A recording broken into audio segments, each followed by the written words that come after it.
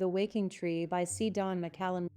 Chapter 3 Hiss. In the darkness, Abra's bare feet molded themselves over the small, jagged limestones protruding from the dusty ground under the cedar trees. The harsh rocks hurt her fleshy soles and her heart. They were once alive, these stones, full of floating whimsy in the ancient sea that used to cover this land. They lived, found food and mates until life withdrew from their tiny bodies, and their remains dwindled down to the ever-growing stack of brother and sister carcasses, mud and plant life, all dead in the decreasing depths, crushed down and frozen under so much time and pressure. Now as stones they seemed to seek revenge on the bottom of Abra's feet. Why? The stones pleaded. Why do you get all this life while we suffer these eons? Abra closed her ears to their pleas. I tried to tell her. Cool breezes were rare tonight, but they were to be savored. So Abra let the few that passed by circle her. She tried to drown herself in the ancient ocean, but there was too much oxygen. The warm air pressed against Abra, sprinkling memories and lost messages from all the long decayed life forms, distant and near, in her blowing hair, in her lungs, on her skin. She was dizzy with memories, sick from them. "Get your death off me," she cried. She struggled to avoid the last wandering breaths of people she never knew and those she longed to forget, but it intoxicated her. She tried to push the world away from her body, but stumbled. "Go feed the trees instead," she said to the wind. "Get off me." "I only want your touch. I need it, you know," the air told her. "I cannot hold all these memories anymore. If you would listen, you'd hear the screams of revolutions won and lost that can still be heard in my voice. Let me lend you these things for a moment. I'll be Atlas, you be Hercules. Hold it all up while I fetch you golden apples. I am an invisible ocean swimming with the forgotten and the dead. I've touched gods incarnate, and I've sipped in the breath of devils. My reach is limited only by the unbending solids and liquids that so often confound me, but I eavesdrop on them anyway and whisper what secrets I glean to every atom I touch.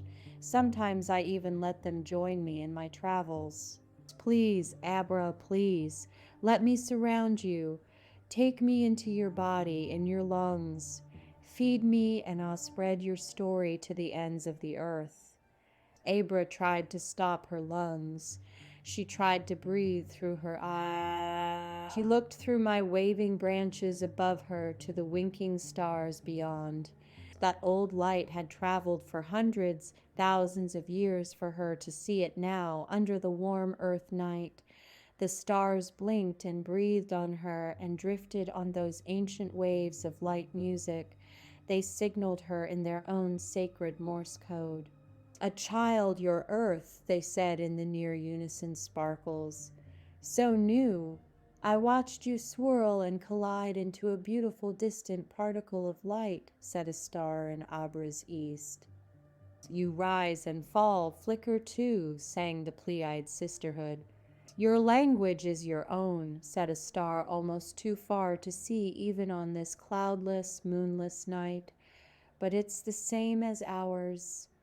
The past was Abra's to see and hold, to hear. She clutched the light as it died in the back of her eyes and melted into her memory. The blackness of space kept crowding around her, and this suffocating trip through time to when those lights were born. She saw her world in a twinkle of starlight memory, but her heart filtered out all the beauty. And the air seeped into her again. The limestone mummies wriggled under her feet as they had long ago, trying to free themselves, wanting to see the heavens light for themselves, but they could not escape what a millennia of time and pressure, wind and water had done to them. So instead they spoke, and Abra heard them. "We maneuvered through the sea, paddling and searching for days, for ways to keep living," they said. "A million others swam alongside us, and we consumed them.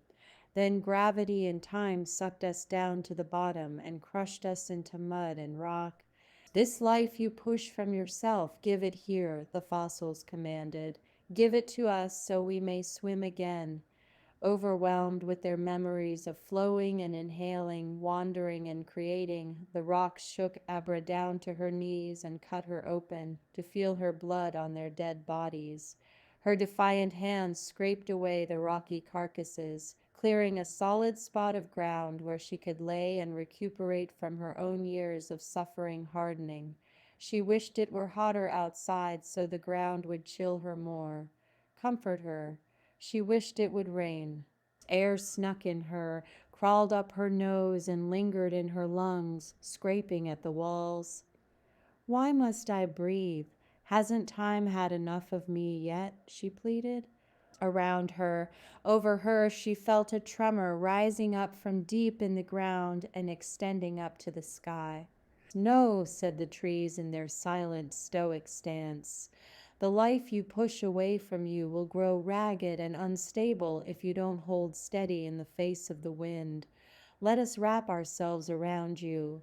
We are strong. We hold up the sky with our limbs. We hold the earth in place for you with our roots. Hold on to us, to all of nature, and we will hold on to you.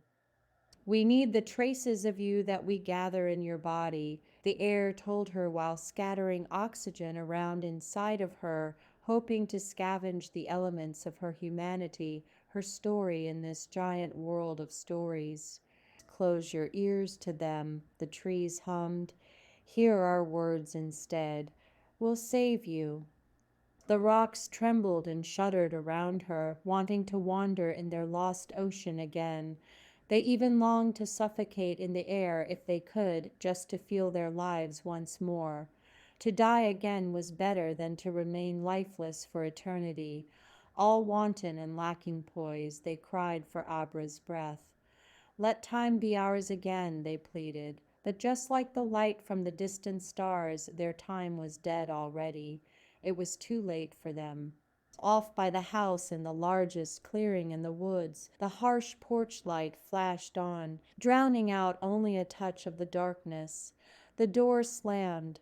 Footsteps of a man, one from Abra's time, rushed out in an unguided, grasping pursuit of the woman hiding flat on the ground in the dark. Jared knew his wife was out there somewhere in this moonless night if he could find her. I tried to tell her, a particle of air said, stuck on a barbed, prickly hair of the man Jared. I wander drunk from the fumes of his skin, listening. In the silence I cannot hear. His blood boils too fiercely. His mind yells and tremors. Muffled lamentations mean nothing to me here. My mind is full only of his hissing. I must go on before I lose myself stranded, with little chance for hope. I jump. Earlier, Josephine heard the front door close and felt her mother's footsteps descend into the darkness of the woods. She should have worn shoes, the girl whispered from her dream. Awakened by her mother's pain, she was as still as she could be, and when the air conditioner kicked off, she heard the words that played against each other in her mother's head. From her cold, silent room, Josephine knew all of the stories and reminiscences of the stars, the wind, trees, and earth. She knew about the rocks, too, and how they used to swim where she played earlier today, every day. But when the constant summer heat roused the air conditioner to run and spin to cool its home, Josephine pulled all the quiet air she could into her lungs so she wouldn't have to breathe for a minute or as long as she could stand. In her silence, she may be able to disappear into the darkness, and the snakes that she saw emerging from above her head wouldn't be able to find her, not tonight anyway, so they wouldn't take bites of her innocence. Even with her eyes closed, she sensed the serpents dangling from the air ducts. She caught the glimmer of their venomous fangs in snatches of light that the trees outside let through their limbs. She didn't have to look around to know how the snakes slithered in the colorless darkness down the walls, across the tan shag carpet, and up onto the canopy that hung sheer and light above her bed. They would watch her pretending to sleep, their tongues flickering for her scent, wanting to taste her sweetness. They would talk of devouring her small, supple thighs and lithe arms. They told her they'd consume her hair only to hack it out to build a thick, black nest to house their young. They'd suck the color from her cheeks to paint their new houses. Snakes hate the cold, Josephine thought. Josephine knew. I told her so. They should recoil at the coolness of the room, but it was the little girl they were drawn to in cold times because they know she would keep them warm as they swallow her tender flesh. The digestion of her bones will keep away the chill. Then, just as their snapping mouths and flashing fangs discovered ways to wriggle under her sheets, the final angry hiss of the air conditioner summoned the snakes back down the white bedpost, over the carpet, up the walls, and back up to the air vents. With the air conditioner off, she heard me calling to her again, comforting her. Josephine let her breath out again and heard the snakes slither words to her. On a hot night when the air's set down low, we'll come for you, they said, undulating into the void above her head. The return to silence let her mother's voices back in, and Josephine found comfort in the constant tempo of Abra's heart, how it continued to beat for her in the woods outside, and she listened herself into a snake-less dream of sheltering trees and warming sunshine. Thank you for listening to The Waking Tree by C. Don McCallum. If you're enjoying this story, please consider sharing it with someone you know. And please like the video and subscribe to this channel to help others discover these stories.